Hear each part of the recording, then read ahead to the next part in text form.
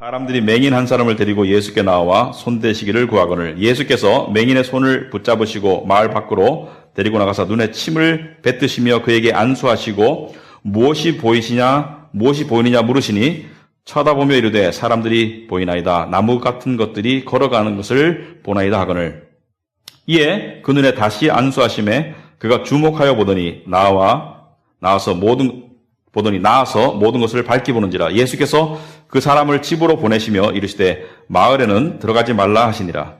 예수와 제자들이 빌립보 가이사라 여러 마을로 나가실새 길에서 제자들에게 물어 이르시되 사람들이 나를 누구라고 하더냐. 제자들이 여짜와 이르되 침례 요한이라 하고 더러는 엘리야 더러는 선지자 중에 하나라 하나이다. 또 물으시되 너희는 나를 누구라 하느냐. 베드로가 대답하여 이르되 주는 그리스도 신이다 하며 이에 자기의 일을 아무에게도 말하지 말라 경고하시고 인자가 많은 고난을 받고 장로들과 대제사장들과 서기관들에게 버림받아 죽임을 당하고 사흘 만에 살아나야 할 것을 비로소 그들에게 가르치시되 드러내놓고 이 말씀을 하시니 베드로가 예수를 붙들고 항변하매 예수께서 돌이키사 제자들을 보시며 베드로를 꾸짖어 이르시되 사탄아 내 뒤로 물러가라. 내가 하나님의 일을 생각하지 아니하고 도리어 사람의 일을 생각하노도다 하시고. 아멘. 우리 앉으시기 바랍니다. 기도하겠습니다. 하나님 아버지, 참으로 오늘도 저희들을 하나님의 예배 자리로 불러주시고 또 저희들이 지금 읽었지만 하나님의 말씀을 통해서 저희들의 혼돈되고 또 분명하지 않은 삶의 여정 가운데 하나님께서 한 줄기 빛같이 우리에게 말씀을 통해서 보여주실 것을 기대합니다. 아버지 하나님, 우리의 삶 속에 무엇이 가장 필요한지, 나는 왜 이 땅에 지금 살고 있는지, 나는 왜 이 자리에 지금 카비넌트 교회 예배에 와 있는지 우리가 그 의미를 분명히 발견하는 시간 될 수 있도록 성령께서 정말 도와주시옵시고 역사하여 주시옵소서. 저희들의 마음을 주장하여 주시옵시고 저희들의 생각과 저희들의 묵상이 하나님께 연락되기를 원합니다. 예수님 이름으로 기도합나이다. 아멘. 우리 오늘 본문 말씀 보시면은 이 본문 말씀에는 두 가지 이야기가 나오고 있습니다. 첫째는 복음서에 자주 등장하는 병고침의 이야기죠. 맹인이 눈을 뜨게 되는 이야기가 나와 있고요. 두 번째 이야기는 예수님과 제자들 사이에 대화가 들어있습니다. 두 가지 이야기를 우리가 왜 함께 하나로 오늘 본문을 보느냐? 왜냐하면 두 가지 이야기가 결부되어 있기 때문에. 두 가지 이야기가 결부되어 있을 뿐만이 아니라 첫 번째 맹인의 눈을 뜨게 하는 이야기가 그 다음 더 중요한 이야기를 깨닫는데 중요한 도움이 되기 때문에, 중요한 단서가 되기 때문에 두 가지 이야기가 같이 되어 있는데, 그렇다면 오늘 맹인의 눈을 뜨게 하는, 그러니까 눈먼 사람, 날 때부터 눈이 멀었는지 아니면 살다가 눈이 멀게 되는지 모르겠지만 눈먼 사람의 눈을 뜨게 하는 이 이야기가 특별한 부분이 있는가? 여러분들이 교회를 좀 다니시고 마태, 마가, 누가, 요한복음을 읽어보신 분들은 복음서에는 병고침의 기적과 이적의 이야기가 많이 들어있습니다. 나병 환자가 갑자기 살이 깨끗하게 되고 눈먼 자가 갑자기 눈을 뜨게 되고 그 다음에 안진뱅이가 일어나고 지난주에 이 중풍 환자가 갑자기 걷게 되는, 또 심지어 죽었던 사람이 갑자기 살아나는 그런 이야기가 많이 기록되어 있는데 오늘 이야기가 뭐 특별한 것이 있느냐? 특별한 것이 있습니다.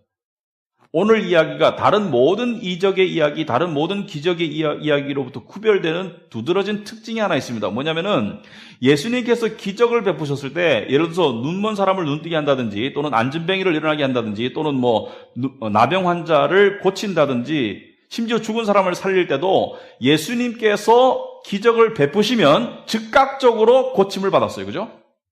그래서 복음서 읽어보시면은 지난주에 중풍병자 이야기를 했는데 중풍병자에게 네가 낫기를 원하노니 일어나서 네 상을 어깨에 메고 걸어서 나가라 하니까 곧 즉시 일어나서 걸어서 나갔고요. 예를 들어서 마가복음 5장에 야이로라고 하는 회당장, 그러니까 오늘날로 말하면은 교회 주인, 그러니까 회당장의 딸이 죽었는데 예수님께서 달리다쿰, 오늘날로 말하자면은 소녀야 일어나거라 라고 말하니까 곧 살아났어요. 그러니까 곧 눈을 뜨고 곧 문둥병이 확실히 낫고 곧 안진뱅이가 일어나고 곧 죽은 사람이 살아나고, 그러니까 immediately 곧 살아났는데 오늘 이야기는 그렇게 전개가 안 되고 있습니다. 두 단계 거쳐서 이 소경의 눈이 떠지게 됩니다. 첫 번째 단계에서는 눈이 떠졌는데 희미하게 보이는 거예요. 여러분이 보시면은, 이 본문에 보시면은 벳세다의 이름에 이렇게 시작하고 있습니다. 벳세다는 이스라엘 지도를 놓고 보면은 갈릴리 호수가 북쪽에 있죠. 예루살렘은 남쪽에 있고, 남쪽에는 사해도 있고, 데드시, 죽은 바다, 사해, 소금이 너무 많아가지고 사람이 둥둥 뜨는 물고기가 살 수 없는 죽은 바다, 예루살렘이 밑에 있고, 북쪽에 올라가면 갈릴리 호숫가, 너무 커서 갈릴리 바다라고도 부릅니다. 갈릴리 바닷가 주변에 예수님께서 돌아다니시면서 사역을 많이 하셨는데, 벳세다는 갈릴리 호수 위쪽 해안에 있는, 북쪽 해안에 있는 도시예요. 마을입니다. 그 벳세다에 가니까 사람들이 맹인을 데리고 왔어요. 왜 데리고 왔습니까? 이 맹인이 눈뜨게 하기 위해서 데리고 온 것이죠. 그러니까 맹인이 혼자 찾아올 수 없으니까, 길을 찾아갈 수 없으니까 사람들이 맹인을 데리고 예수께 왔습니다. 그래서 예수님 이 맹인에게 좀 손을 대주세요. 손 대시기를 구하거늘. 왜? 이 맹인이 예수님이 손대면 기적을 통해서 나을 수 있다고 믿었기 때문에. 왜? 앞에 그런 기적을 많이 보았기 때문에. 소문을 들었기 때문에. 당연한 거죠. 이 맹인을 데려온 사람들은 맹인의 친구거나 맹인의 친척이거나 하여튼 맹인을 사랑했던, 맹인의 상태에 대해서 불쌍히 여겼던 사람들이 데리고 왔겠죠. 그러니까 예수님께서 어떻게 하시냐면은 23절에 예수께서 맹인의 손을 붙잡으시고 마을 밖으로 데리고 나가셨어요. 벳세다 마을 안에서 사람들이 있는 눈을 피해서 마을 밖으로 데리고 나가셨는데 아마 1대1로 데리고 나가셨는지 아마 그럴 것 같습니다. 왜 데리고 나가셨는가? 거기서 그냥 하면 되지 왜 마을 밖으로 데리고 나가셨는가? 너무 갑자기 유명해질까봐, 또는 사람들이 기적에만 신경 쓸까봐, 말씀이 아니라 기적에만 신경 쓸까봐, 여러 가지 이유가 있겠지만은, 그 이유를 분명히 알지는 못하겠지만은, 하여튼 마을 밖으로 데리고 나서, 자, 예수님이 병 고침할 때요, 방법이 한 가지만 있지 않습니다. 어떤 때는 그냥 말로 고치시고, 말씀으로. 어떤 때는 손을 대서 고치시고, 어떤 때는 지금과 같은 상황에서는 침을 눈에 뱉었어요. 그러니까 맹인의 눈에다가 침을 뱉었어요. 그죠? 23절 보니까 맹인을 붙잡고 마을 밖으로 데리고 나가서 눈에 침을 뱉으시며 이렇게 해서 눈에 침을 뱉었다. 여러분 상상해 보시고 옆에 사람이 갑자기 돌아서 여러분 눈에 침을 탁 뱉었다. 여러분 기분이 어떻겠습니까? 더럽고 불쾌하고 기분 나쁘겠죠? 침을 뱉을 수 있는 상황은 이런 거예요. 엄청나게 증오하거나 엄청나게 예를 들어서 경멸하거나 예를 들어서 어떤 상황을 연상할 수 있을까요? 배우자가 바람을 폈다. 그 경멸과 그 증오로 인해서 침을 뱉을 수 있겠죠. 그러니까 침 뱉는 것은 자주 일어난 일이 아닙니다. 평생에 여러분 얼굴에 침이 한 번, 두 번 뱉어짐을 당했다. 엄청나게 많이 당한 거겠죠. 3번 이상 당했으면 여러분 문제가 있는 거고. 4번, 5번 당했으면 살지 말아야 되는 거고. 하여튼 침을 뱉었다. 그 눈에다가 침을 탁 뱉었다. 뭘 말합니까? 왜 그럼 손을 대거나 눈 떠라 말씀하셔도 되는데 왜 침을 뱉으시는가? 이유는 잘 모르겠지만은 세상에는 한 가지 정해진 방법만 있는 건 아니다. 이런 말. 예수님이 사람을 구원하는데 한 가지 정해진 방법만 있는 건 아니에요. 어떤 사람은 예수 믿는 집에서 태어나가지고 교회를 다니다가 예수를 믿게 되는 사람도 있고, 어떤 사람은 복음서에 나온 것처럼 창녀로서의 삶을 살다가 예수님께 구원받는 사람도 있고, 어떤 사람은 착실한 삶을 살다가 예수님 만나는 사람도 있고, 어떤 사람은 클럽 생활을 하다 예수님 만나는 사람도 있고, 사람마다 다르다는 겁니다. 근데 예수님이 침을 뱉었어요. 근데 다른 복음서에 보면은 소경의 눈을 뜨게 하는 예수님께서 이런 방법도 쓰시더라고요. 예수님께서 땅바닥에 침을 뱉으시고 그러니까 침을 뱉으니까 침이 땅바닥에 떨어졌잖아요. 그걸 진흙하고 이렇게 섞었어요. 더럽죠, 그죠? 그걸 눈에다 갖다 발랐어. 그리고 실로암에 가서 씻어라. 실로암이라는 못에 가서 씻어라. 씻으니까 눈이 바로 나왔어요. 보게 되고. 하여튼 방법은 다양한데 오늘은 침을 직접 뱉으셨어요. 그런데 예수님의 침과 예수님의 말씀과 예수님의 손의 터치와 이런 모든 것들은 무엇을 상징하는가? 예수님으로부터 나오는 예수님으로부터 나오는 모든 것이 능력이 있음을 이야기합니다. 왜 그렇습니까? 왜냐하면 예수님이 능력자이기 때문에. 예수님이 하나님의 아들이기 때문에. 그래서 심지어 어떤 여자, 혈루병을 앓는 여자, 혈루병이라는 것은 피가 그치지 않는, 이게 치질인지 생리인지 그건 모르겠어요. 고름인지. 근데 혈루병, 피가 멈추지 않는 병을 12년 동안 앓던 여자가 예수님 앞에 직접 나가지는 못하고 예수님의 옷이라도 만지면, 옷자락이라도 만지면 내 몸의 병이 나으리라. 기억나시죠? 이게 마가복음 5장에 나오는 얘기입니다. 그래서 예수님을 만졌어요. 뒤에서 옷을. 예수님 만지기 위해 예수님 옷을 만졌어요. 근데 예수님께서 뭐라고 말씀하시죠? 누가 지금 내 옷을 만졌느냐? 능력이 나갔다. 그러니까 이 여인이 제가 만졌습니다. 고백하니까 네 믿음이 너를 구원했다. 왜? 예수님의 옷자락이라도 만지면 내가 능력을, 고침을 입으리라. 그래서 예수님으로부터 나오는 모든 것이 능력이 있습니다. 왜? 예수님이 능력이 있으니까. 그래서 요새 보면은, 미국에 보면은 이 TV 기독교 방송에서 뭐 이런 거 팔아요. 이 손수건을 사시면 능력이 있다고. 이 물을 사시면 능력이 있다고. 성스러운 손수건이고 성스러운 물이다. 그건 다 가짜죠. 예수님으로부터 나오는 모든 것이 능력이 있다. 그런데 지금 보니까 좀 특이한 게 아까 말했듯이 침을 뱉으시며 그에게 안수하시고 무엇이 보이느냐 물었어요. 근데 무엇이 보이느냐 물었는데 이 사람이 하는 말이 24절에 쳐다보며 이르되, 예수를 쳐다보며 이르되, 아니면 사람들 쳐다보며 이르되 사람들이 보이나이다. 나무 같은 것들이 걸어가는 것을 보나이다 하거늘, 예수님께서 병 고쳤는데 이렇게 불확실하게 고쳤던 적이 한 번도 없습니다. 첫 번째 침뱉음으로써 확실하게 시력이 회복되지 않고 그냥 희미하게 보이니까 뭐라고 말하냐면은 사람들, 나무 같은 사람들이 보인다. 그리고 나무가 걸어다닌다. 둘 다 말이 안 되죠. 나무 같은 사람은 몇 명 안 됩니다. 뭐 호연 형제나 로한 형제나 몇 명 안 돼요. 저 같은 사람은 나무가 아니고 꽃이죠. 나무 같은 사람은 몇 명 안 되고 또 나무가 걸어 다닐 수도 없지 않습니까? 그러니까 이게 뭐예요? 희미하게 보니까 잘 못 보는 거죠. 희미하게 보니까 잘 못 보니까 속을 수도 있는 거예요. 잘못 인도될 수도 있는 거고. 영적으로 말을 하자면은 여러분이 예수를 믿고 거듭나서 천국과 지옥을 보고 아, 내가 이제 하나님의 자녀가 되었네, 그 단계까지 갔더라도 영적으로 제대로 보지 못하면은 잘못 보고 오해하고 그리고 속임 당할 수도 있어요. 사람을 놓고 나무라고 말하면 나무인가 보다. 나무를 놓고 사람이라고 하면 사람인가 보다. 이거 속을 수가 있습니다. 그러니까 제대로 봐야 되는 것이죠. 이 사람은 지금 제대로 보지를 못해요.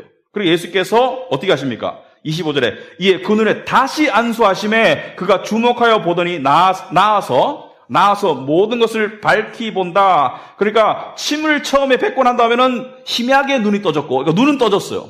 두 번째 손을 대니까 확실하게 보이게 되었어요. 근데 다른 모든 이적에서는 즉시 나았는데 왜 여기서는 2단계, 2stage, 2단계로 이렇게 되었는가? 이 이야기가 다음 이야기를 이해하는 데 단서가 됩니다. 그 다음 이야기의 핵심을 이야기해서 이 이야기가 기록되어 있는 거예요. 그 다음 이야기가 뭐냐? 다음 이야기는 벳세다라는 동네에서 이제 예수님께서 가이사 빌립보로 가게 됩니다. 제자들과 함께. 빌립보 가이사. 빌립보 가이사는 아까 벳세다는 어디 있다고 그랬습니까? 갈릴리 호수 어디 있다고 그랬어요? 동서남북에서 어디 있다고 그랬어요? 안 들었네. 넷 중에 하나인데 동서남북이 어디 있다 그랬습니까? 북쪽 해안에 있다 그랬어요. 그래서 거기서 북쪽으로 40km 더 가면은 빌립보 가이사라는 동네가 있습니다. 근데 빌립보 가이사라는 것은 어떤 동네였느냐? 우상 숭배의 센터였어요. 그 당시에. 그래서 구약의 바알 숭배, 그리스 시대에 와가지고는 그리스의 유명한 신 중에 펜이라는 신이 있습니다. 펜을 숭배하던 그런 도시, 그리고 지금 와서는 로마 시대에 와가지고는 황제 숭배, 그러니까 가이샤, 시저 우리말로 가이샤로 기록된 거죠. 가이샤를 숭배하던 황제 숭배, 우상 숭배의 본거지였기 때문에 도시 이름이 빌립보 가이샤인데 그 우상 숭배의 도시로 가는 길에서 예수님께서 제자들에게 묻습니다. 사람들이 나를 누구라고 하더냐? 핵심을 자꾸 물으시는 거죠. 예수님의 정체성, 예수님이 누구라고 사람들이 말을 하더냐? 이렇게 물으니까 제자들이 뭐라고 대답합니까? 28절에 제자들이 여짜와 이르되 세례 요한이라 하고 더러는 엘리야, 더러는 선지자 중에 하나이다. 세례 침례 같은 말이죠. 세례 요한은 그 당시에 예수님께서 여자에게서 난 자 중에서 가장 큰 자다. 또는 엘리야는 구약의 유대인들이 가장 존경했던 선지자며 엘리야는 다시 환생할 거라고 믿었었습니다. 그래서 엘리야와 세례 요한은 선지자 중에서도 가장 뛰어난 존재들이다. 그러므로 사람들이 예수를 최소한 선지자라고 알아본다. 그리고 선지자 중에서도 탁월하다. 왜? 기적과 이적의 종류와 스케일이 다르니까. 꾸짖으니까 막 풍랑이 잠잠해지고 막 중풍병자가 일어나고 하니까 더러는 선지자 중에 하나라 하나이다. 사람들이 선지자까지로 알아보는 거예요. 그러나 예수님이 선지자입니까? 아니죠. 예수님은 인간의 모습으로 오셨지만 인간이 아니죠. 선지자는 인간이 갈 수 있는 하나님의 택함받은 경지죠. 그렇지만 예수님은 인간이 아니죠. 그렇게 예수님께서 29절에 또 물으시되 사람들은 나를 선지자로 말하는데 너희는 제자들을 향해서 너희는 나를 누구라 하느냐?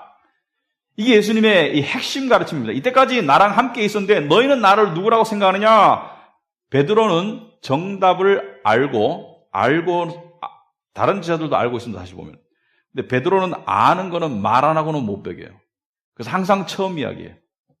무덤에 달려갈 때도 요한이 더 젊었거든요. 예수님의 죽으신 무덤, 빈 무덤, 부활하신 무덤.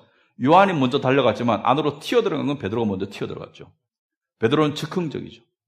그러니까 베드로는 머리와 입이 연결되어 있어요. 마음으로 이렇게 통하지 않고 머릿속 생각을 바로 입으로 뿜어내는 그런 성격의 소유자입니다. 그러니까 예수 당신은 그리스도 신이다. 그리스도는 뭐라고요? 메시아? 하나님의 보내신 구원자? 하나님이 보내신 유일한 왕? 당신은 메시아입니다. 당신은 구약에서 예언된 메시아입니다. 당신은 인류를 죄 가운데서 구원할 메시아입니다. 구원자 그리스도입니다. 눈이 떠졌습니까? 안 떠졌습니까? 눈이 떠졌죠. 예수를 알아보고 보는 눈은 떠졌어요. 그러나 분명하게 보느냐? 그건 아니라는 것을 다음 본문이 이야기합니다. 눈은 떠졌지만 예수를 알아보지만 분명하게 알아보진 않는다. 그래서 그리스도라는 것을 고백을 듣고 예수님이 그리스도에 대해 설명합니다. 네가 아는 그리스도는 어떤 그리스도인지 모르겠지만 그리스도는 이런 일을 겪게 될 것이란다. 그래서 31절에 인자는 당신을 말하죠. Son of Man. 그리스도가 많은 고난을 받고 장로들과 대제사장들과 서기관들, 오늘날로 말하면 그 당시에 종교 정치 지도자들, 그들에게 버림바 되어 죽임을 당하고 사흘 만에 살아나야 할 것이다. 그러니까 십자가에 가서 내가 고난당하고 죽을 것이고 그 다음에 부활할 것이다. 이걸 얘기하는 거예요. 복음을 이야기하고 있습니다. 이게 핵심이죠. 그리스도가 왜 오셨습니까? 죄 사함을 얻게 하기 위해서 십자가로 가시기 위해서 오셨고요. 그 다음에 부활을 통해서 새로운 생명, 영원한 생명을 주기 위해서 오셨죠. 그러니까 자기의 오신 분명한 미션, 자기의 오신 분명한 이유를 지금 설명하고 있는데 이 설명하고 있는 중간에 32절에 드러내놓고 이 말씀을 하시니, 드러내놓고 한다는 것은 분명하게 오해함 없이 확실하게 숨김 없이 이야기하고 있는데 지금 베드로가 어떤 짓을 하느냐? 베드로가 예수를 붙잡아요. 여러분, 누가 뭔 이야기하는데 사람을 꽉 붙잡는 건 뭐예요? 그걸 틀렸다고 강하게 항변하는 거예요. 지금 당신 헛소리하고 있다고 항변하는 거예요. 지금 예수가 내가 고난을 받아야 되고 죽임을 당한다고 하니까 베드로가 예수를 붙들고 항변한다. 항변하는 이유가 무엇입니까? 이게 중요한 겁니다. 예수님께서는 그리스도가 왜 오셨는지를 이야기하고 있는데 베드로는 왜 그리스도를 붙잡고 막 흔들면서 헛소리하지 마세요. 예수님, 그런 말씀하지 마세요. 당신이 왜 고난받고 왜 죽습니까? 왜 이런 얘기를 하고 있나 이거죠. 왜? 두 가지 때문이죠. 첫째는 깨닫지를 못했기 때문에. 구약의 말씀을 깨달았더라면 그리스도가 와서 그리스도는 고난당할 것을 알고 있었을 텐데 깨닫지 못했기 때문이고, 두 번째 이유가 더 큽니다. 왜 그렇습니까? 지금 나중에 본문을 읽어보면요, 복음서 전체를 읽어보면요, 베드로와 제자들이 예수가 비범한 인물, 메시아라는 것을 알았습니다. 그런데 메시아라는 것을 알게 된 순간 이들의 마음속에는 뭐가 싹 텄을까요? 욕망이 싹 텄어요. 여러분, 지금 우리 대통령 선거했죠? 후보가 15명이 나왔는데 방송에 나온 후보가 5명입니다. 근데 여러분이 밀고 있는 후보가 대통령이 될 걸 알았다면 여러분 마음속에 무슨 욕망이 싹 틀까요? 저 사람이 대통령 되고 난 다음에 내가 한 자리 해야지. 그죠? 저 사람이 내각을 구성할 때 내가 한 자리 해야 되지. 그래서 제자들이 이거 어떻게 알 수 있냐? 복음서에 보면은 여러 차례 나옵니다. 복음서에 보면은 누가복음 9장에도 나오고 22장에 나오고 그들 사이에 분쟁이 일었다고 했어요. 분쟁이 일었다. 무슨 분쟁이냐? 누가 더 크냐? 우리 12명 중에 누가 더 가장 크냐? 가장 총애를 받고 있냐? 가장 예수께 가까우냐? 그러니까 예수님이 왕이 되었을 때 누가 가장 큰 자리에 오를 수 있느냐? 싸우는 거예요. 심지어 야고보와 요한은 예수님께 부탁까지 합니다. 청탁을. 요즘 말하면 청탁이죠. 뭐라고 청탁합니까? 여러분 주보에 보시니까 나와 있죠. 마가복음 10장에 세베대의 아들 야고보와 요한이 주께 나와 여짜오되 선생님이여 무엇이든지 우리가 구하는 바를 우리에게 하여 주시기를 원하옵나이다. 무슨 말입니까? 우리 부탁은 다 들어주세요. 이르시되 예수님께서 너에게 무엇을 하여 주기를 원하느냐? 여짜오되 주의 영광 중에서 우리를 하나는 주의 우편에 하나는 좌편에 앉게 하여 주옵소서. 여기서 말하는 주의 영광은 무엇을 말하느냐? 당신이 이스라엘을 재건하고 그리고 왕이 되었을 때 나는 좌의정, 나는 우의정을 만들어서 이런 뜻이에요. 나는 좌의정, 나는 우의정을 만들어주세요. 그러니까 당신이, 여러분, 유대인들이요, 예수가 메시아라고 처음에 믿었습니다. 많은 유대인들이 믿었어요. 그러니까 예수가 마지막 주에 예루살렘에 입성할 때 호산나 호산나 다윗의 아들이요 왕으로 오시는 이여 환영했지 않습니까? 그런데 똑같은 사람들이 빌라도의 궁정에 가가지고 예수를 십자가에 못 박으라고 외쳤어요. 똑같은 사람들이 환영했고 똑같은 사람들이 외쳤습니다. 왜 그렇습니까? 그 사이에 무슨 일이 있었습니까? 예수가 예루살렘에 올 때는 그 능력과 그 이적과 기적의 능력으로 로마의 압제를 뒤집어 엎고 이스라엘을 해방시키고 그리고 솔로몬과 다윗 왕 시대의 부강하고 영광스러운 나라를 재건해서 다시 한번 이스라엘을 영광스러운 나라로 만들 줄 알고 그 기대를 가졌는데 제사장에 붙잡혀가 제사장에 끌려가고 채찍에 맞고 그런 모습을 보니까 자기들의 기대와 완전히 다르거든요. 그래서 마음이 돌변하는 거예요. 그전에는 환영하다가 마음이 돌변해서 뭐라 합니까? 십자가에 못 박아라. 왜? 우리를 실망시키고 저런 메시아는 필요 없다. 십자가에 못 박아라. 이렇게 한 거죠. 제자들의 마음도 똑같습니다. 제자들의 마음도 지금 어떤 마음을 갖고 있냐면은 지금 제밥에 관심이 있어요. 예수가 유명해지면, 예수가 한 자리게 되면, 예수가 왕이 되면 우리는 예수의 내각에 들어가가지고 예수와 영광과 권력과 부를 나누어 가질 그럴 생각을 하고 있는데 예수께서 내가 고난을 받을 것이다, 내가 죽을 것이다 말하니까 어떻게 하는 거예요? 베드로가 붙잡고 항변하는 겁니다. 왜? 내 욕망과 예수의 말씀이 충돌하니까. 여러분 신앙생활 하다가 그런 충돌 경험해 본 적 있죠? 우리 이렇게 생각합니다. 하나님이 나를 구원하셨어. 맞아요. 하나님이 나를 엄청나게 사랑하셔. 맞아요. 그러므로 하나님이 나를 행복하게 해줄 거야. 맞아요. 그러므로 하나님이 나를 내가 원하는 꿈을 이루어지고 나를 편안하게, 나를 성공적으로, 나를 유명하게, 나를 잘나게 만들어 주셔야 돼. 아니요. 아니에요. 이것 때문에 신앙생활에서 그렇게 계속 믿고 신앙생활을 하는 사람은 그런 교회를 나가게 되어 있습니다. 그렇게 가르치는 교회. 예수 믿으면 잘 살고 건강하고 재물의 축복, 명예의 축복, 권력의 축복, 유명의 축복, 장수의 축복을 받을 것이다. 근데 아닙니다. 그렇게 말하면 사람들이 좋아하겠지만 실상은 아니라는 거예요. 예수님도 영광을 추구하셨습니다. 제자들도 영광을 추구했고요. 그러나 영광의 차원이 달랐습니다. 예수님이 추구하신 영광은 하늘의 영원한 영광을 추구하셨고 제자들은 이 땅의 썩어질 영광을 추구했어요. 분명히 말하지만 예수 믿는다고 여러분 인생에 세상적으로 쨍하고 해뜰 확률이 더 높아지는 것은 아닙니다. 하지만 분명히 말하지만 예수 믿으면 영혼을 천국에서 보낼 수 있습니다. 하나님의 영광에 들어갈 수 있어요.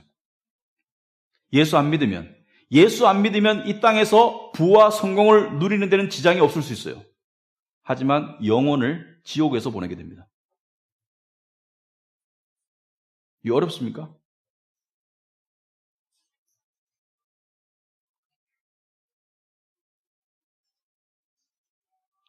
(33절에) 당신을 지금 흔들면서 항변하는 베드로를 향해서 예수께서 돌이키사 제자들을 보시며 베드로를 꾸짖으셨다. 왜 베드로를 보시고 베드로를 꾸지 않고 제자들을 보시며 베드로를 꾸짖었을까? 왜 그렇습니까? 베드로가 대표지 다 똑같다는 거예요. 너희들도 다 똑같은 생각을 하고 있는 거 다 안다. 너희들도 지금 마음속으로 똑같은 생각을 하고 있는 거 알고 내가 지금 한 말을 싫어하는 거 다 안다. 그래서 베드로를 꾸짖으며 이렇게 말하십니다. 사탄아 내 뒤로 물러가라. 사탄아 내 뒤로 물러가라. 이것은 베드로가 사탄이라는 얘기가 아니라 베드로는 하나님의 자녀죠. 사탄이 아닙니다. 네 생각이 사탄의 생각이라는 거예요. 우리는 예수 믿는다고 교회에 와 있지만 우리 안에 생각이 어떨 수 있습니까? 예수님께서 너는 하나님의 일을 생각하지 아니하고 도리어 사람의 일을 생각하는도다. 하나님의 일을 생각하지 아니하고 사람의 일을 생각하는도다. 무슨 말입니까? 네가 지금 생각하는 인생관, 네가 지금 생각하는 기독교관, 그것은 세상적인 세계관과 인생관과 똑같다는 거예요.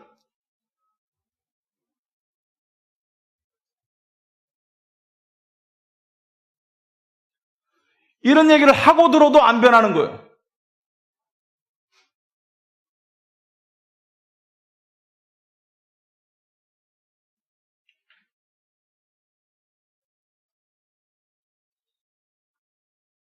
그래서 우리는 하나님을 오해할 수밖에 없습니다.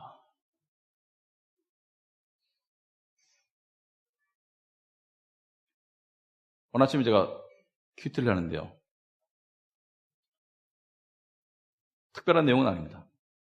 기도에 관한 내용이에요. 하나님과의 관계가 소중한 줄 아는 사람은 기도한다. 특별한 내용이 아닙니다. 너무나 맞는 말이에요. 하나님과의 관계가 소중한 줄 아는 사람은, 필요한 줄 아는 사람은, 절대적인 걸 아는 사람은 어떻게 해서라도 기도한다. 기도하지 않는 사람은 그걸 소중한 줄 여기지 않기 때문에 기도하지 않는다. 시간이 없어서도 아니고 기도할 줄 몰라서도 아니고 다른 아무 이유가 없는 거예요. 하나님과의 관계가 소중하고 절대적인 것을 아는 사람은, 나에게 필요한 걸 아는 사람은 기도하게 되어 있다는 거예요.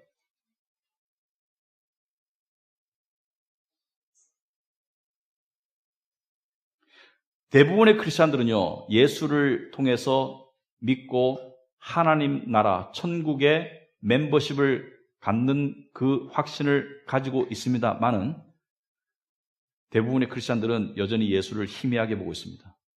그래서 스스로 속고 남에게 속고 오해하고 있습니다. 우리는 진리의 주님을 분명히 보지 못할 때가 많습니다. 그래서 적인지 아군인지 구별을 못해요. 무슨 말이냐? 예수님은 지금도 싸움을 하고 있습니다. 죄와 사탄이 조종하는 세상의 욕심과 예수님은 지금도 성령을 통해서 우리 안에서 싸우고 있는데 우리는 세상과 친구가 되기를 원해.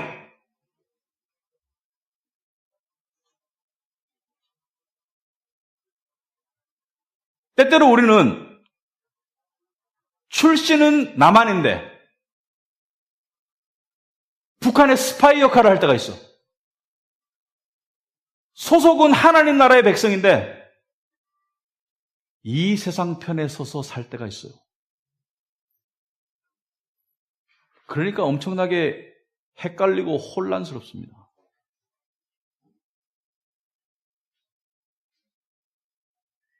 네가 땅의 일을 생각하고 하늘의 일을 생각하지 않는도다. 그런데요, 이론적으로 모르는 사람 없습니다, 여기. 교회 좀 다니는 사람들은 이거 제가 지금 하는 얘기 이론적으로 모르는 사람 없습니다. 요즘 우리 기독교 탐사하니까 제가 어제 그 리더 모임을 했는데 리더들이 이렇게 얘기하더라고요. 목사님, 이론적으로 너무 쉬워서 제가 그랬습니다. 나도 어려운데 여러분이 쉬운가? 솔직히 왜 저한테 어렵습니까? 머리로 이해가 어려운 게 아닙니다. 마음으로 납득이 어려운 거지. 여러분, 예수를 분명히 보고 싶습니까? 오늘 설교 제목이 예수가 분명히 보이는가? 예수를 분명히 보고 싶습니까? 이론적으로는 예죠. 예수를 분명히 보는 게 이론적으로는 예예요. 근데 마음속 깊이 한번 물어보세요. 제가 이 설교를 준비하면서 여러분 마음속 깊이 한번 물어보세요. 내가 예수를 분명히 보기를 원하는가? 내가 예수를 희미하게 보기를 원하는가? 아니면 분명히 보기를 원하는가? 여러분, 한편으로는 맞아요. 예수를 분명히 보는 것이 옳으니까 옳은 답을 해야 되니까 한편으로는 예수를 분명히 보기를 원합니다. 하지만 마음속 깊이 더 들여다보면 우리 마음속에 예수를 분명히 보고 싶지 않은 마음이 분명히 있어요. 왜 우리 마음속에 예수를 분명히 보고 싶지 않은 마음이 분명히 있는가? 여러 가지 이유가 있지만 첫 번째 이유는 이것입니다. 바로 우리가 예수를 너무나 실망시킨 걸 알기 때문에. 나의 죄와 나의 실패와 나의 세상을 향한 욕심과 탐심을 통해서 예수를 실망시켰고 지금도 실망시키고 앞으로도 실망시킬 걸 알기 때문에 서로 불편한데 얼굴과 얼굴을 대해서 빤히 쳐다보면 불편할 거 아니에요? 또 뒤집어서 한번 말해볼까요? 예수도 여러분 실망시켰죠. 여러분 원하는 거 안 줬지 않습니까? 여러분 원하는 이것만 있으면 내 인생에 쨍하고 했을 것 같은데 안 줬지 않습니까? 줄 수 있는 능력이 있지 않습니까? 하나님인데. 여러분이 예수를 실망시키기도 했지만 예수도 여러분을 실망시켰죠. 서로 실망했는데 보기 불편하잖아요. 또 마음을 한번 점검해 보세요. 또 다른 이유는 이것 때문입니다. 왜 우리는 예수를 분명히 보기를 원하지 않는가? 왜? 왜냐하면 분명히 봐봤자 뻔하기 때문에. 분명히 봐봤자 뭐 할 것입니까? 예수께서 이제 네가 나를 똑바로 쳐다보는구나. 이제 이거 고치고 저거 고쳐. 여러분 제가 집에서 사무엘 부르면은 우리 집이 120평이 아니거든요. 바로 옆방이거든요. 사무엘. 왜 불렀어 아빠? 왜 그럴까요? 그의 마음 가운데 내 목소리를 분명히 들었다는 신호를 보이면 이거 고쳐라, 이빨 닦아라, 세수했니, 샤워했니. 제가 하루에 잔소리를 많이 하거든요. 그 잔소리 할 걸 뻔히 하기 때문에 답을 안 하는 거예요. 저 사람이. 왜? 분명히 서로 듣고 분명히 서로 보게 되면 뻔히 잔소리 할 걸 알기 때문에 적당히 거리를 두고 싶고 그냥 적당히 안 듣고 싶고 그냥 아빠를 봐도 초점 흐린 채 그냥 이렇게 돌아다니고 있어요. 우리도 하나님 향해서 똑같은 짓을 하고 있거든요. 똑바로 쳐다봐서 뭐 하겠나. 고칠 일이 한두 가지가 아닌데. 고칠 자신이 없는데. 그죠? 여러분 이 모든 논리가 다 속고 있는 겁니다. 이 모든 논리에 다 속고 있는 거예요. 왜 속고 있냐면요. 복음서를 잘 보시면 우리가 속고 있는 걸 알 수 있어요. 복음서를 잘 보시면은 예수를 분명히 만난 사람은 다 엄청난 복을 받았어요. 예수를 분명히 만난 사람은 다 엄청난 은혜를 받았습니다. 어느 누구도 예수를 분명히 보고 난 다음에 차라리 안 봤을걸. 우리 아들처럼 아빠 차라리 안 봤으면 귀찮은데 샤워 안 해도 되는데. 10대는 알죠? 하루 안 씻으면은 구린내 나고 이틀 안 씻으면 송장 냄새 나요. 그게 10대 아닙니까? 왕성하니까. 3일쯤 안 씻으면 같은 공간에 있기가 불가능해요. 그래서 잔소리하는 거예요. 그런데요, 예수 만난 사람은요, 절대로 그 만났기 때문에 후회한다 이런 말 한 적 없습니다. 왜 그렇습니까? 우리가 생각하는 예수가 아니거든요.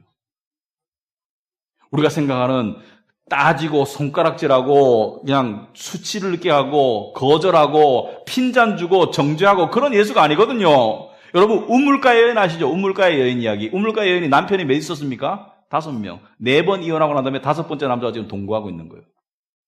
그래서 물길로 우물가에 오는데 아침 저녁에 선선할 때 와야 되지. 중동은 낮에 덥거든요. 선선할 때 와야 되는데 낮에 왔어. 왜? 남 눈을 피해서 낮에 뜨거운데 혼자 오는 거예요. 왜? 사람들이 손가락질하니까. 저 여자는 창녀다. 저 여자는 해픈 여자다. 근데 예수를 만났어요. 예수님에게 손가락질 당했습니까? 아니면 예수님이 그 여인을 받아들였습니까? 예수님이 그 여인을 거절했습니까? 도덕적인 실패자라고. 아니면 예수님께서 그 여인을 실제로 안았다는 게 아니라 받아주셨습니다. 예수님이 그 여인을 가르쳐서 당신이 그리스도라는 것을 알려주셨을 때 그 여인이 그 그리스도를 알아봤을 때 수치를 느꼈습니까? 아니면 환희를 느꼈습니까? 거절을 느꼈습니까? 아니면 받아주심을 느꼈습니까? 여러분 스토리 읽어보면 아시잖아요. 예수를 만나기 전에는 예수 만나면 이럴 것 같고 저럴 것 같고 그다 여러분의 상상 속에 나온 비진리이고 거짓말입니다. 예수를 정말 만난 사람은 아무도 후회하지 않았어요. 여러분 삭개오 이야기 아시죠? 삭개오, 세리장 삭개오. 여리고의 세리장, 오늘날로 하면 국세청장. 유대에 3명밖에 없었어요. 그냥 세리가 아니라 세리장. 세리장은 누가 됐겠습니까? 어떤 인품일까요? 돈 욕심이 대단해서 민족을 배반한 것이죠. 로마의 권력을 힘입어서 유대인들을 갈취했던 세리장. 인생의 목표가 돈이고 권력이고 돈을 위해서 신의를 버리고 국가의 어떤 애국을 버리고 사람들을 갈취했던 세리장. 예수를 만났습니다. 나무에 올라갔는데 예수가 바라봤거든요. 예수를 분명히 보게 됐을 때 예수가 삭개오를 정죄했습니까? 환영했습니까? 예수가 삭개오 보고 너 이래라 저래라 하던가요?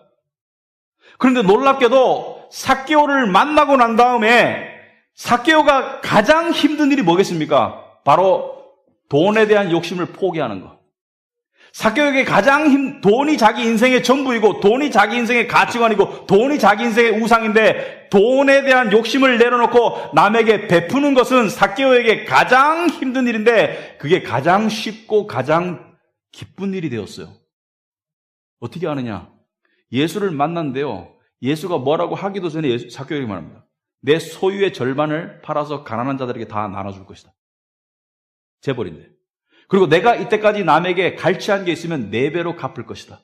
율법이에요. 예수님이 뭐라고 하지 않았습니다. 근데 예수를 만나니까 삭개오가 할 수 없던 그 변화가 기쁜 변화가 된 거야. 여러분 이런 거 있죠. 내 인생 이게 바뀌어야 되는데 이거 고쳐야 되는데 이 죄를 스탑해야 되는데 이거를 내가 멈춰야 되는데 예수를 분명하게 보기가 곤란해. 내가 이걸 좀 고치고 만나야지. 그건 종교예요. 내가 노력해서 내가 좀 나를 가다듬고 예수를 만나니 그건 종교예요. 예수는 뭐라 합니까? 너는 널 바꿀 수 없다. 네 모습 그대로 와라. 그러면 네가 바뀌고 싶어질 것이다. 이게 기독교입니다. 저도 옛날에 예수님을 만났을 때 25살 한참 나이에 뭐 다 아는 이야기이기 때문에 숨길 게 없습니다. 일주일에 한 5번은 디스코텍에 살았는 것 같아요. 제 별명이 있었습니다. 스테이지 올라가면 안 내려와. 거기까지만 이야기하겠습니다. 예수 만나고 5년 동안 여자를 안 만났어요. 그러다 우리 집사람 만나서 결혼했습니다. 안 만나고 싶었습니다. 성경만 보고 싶었어요.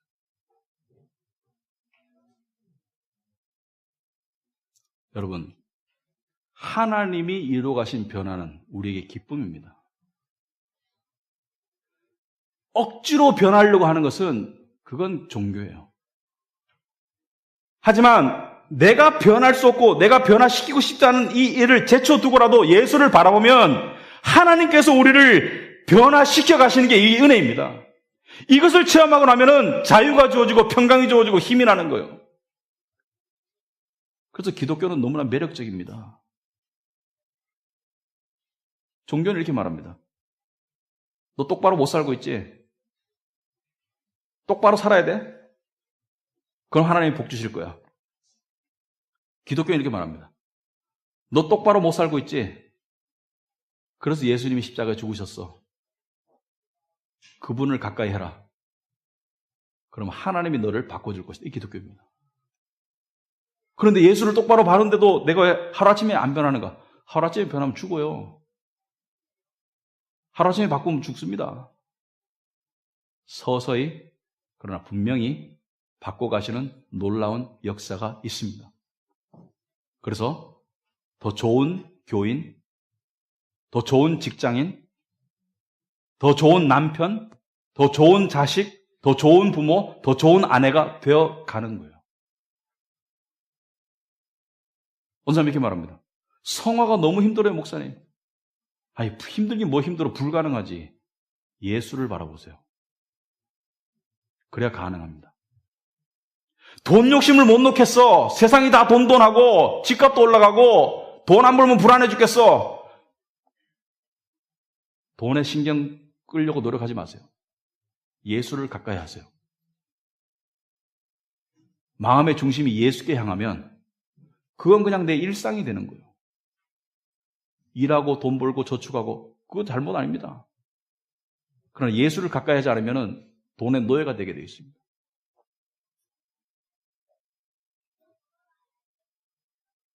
내가 원하는 한 가지 일이 이루어지기를 갈망하는 마음, 안 이루어질까 봐 불안해하는 마음, 그것 때문에 시달려 죽겠어. 그게 외모든지 성공이든지 뭔지 모르겠어요. 눈만 뜨면 그냥 자동적으로 생각이 그쪽으로 하는 거 있죠. 뭐가 있죠. 눈만 뜨면 생각이 그쪽으로 하는 거 있죠. 그것 때문에 불안하죠. 안 될까 봐. 그것 때문에 화가 나죠. 왜? 장애물이 생기니까. 그것 때문에 초조하죠. 그것 때문에 살 맛이 안 나죠. 못 벗어납니다. 여러분 벗어날 힘이 없습니다. 아들이 너희를 자유케 하면 너희가 참으로 자유하리라. 아멘. 예수를 만나면 벗어날 수 있습니다. 기꺼이. 그전에는 벗어날 수도 없고 벗어나고 싶지도 않아요. 벗어나고 싶다고 생각할 뿐이지 여러분의 마음속은 벗어나고 싶은 마음이 없습니다. 진짜로. 그러나 아들을 만나게 되면 진리를 알게 되면 진리가 너희를 자유케 하리라. 여러분, 결론적으로 주님을 만나는데 특별한 방법이 없습니다. 그저 말씀 보고 기도하고 예배드리는 것밖에. 그걸 가장 중심에 놓으면 여러분의 삶이 안 달라지면 제가 죽을게요. 분명히 달라지게 되겠습니다. 왜? 하나님은 살아서 역사하시기 때문에. 기도하겠습니다.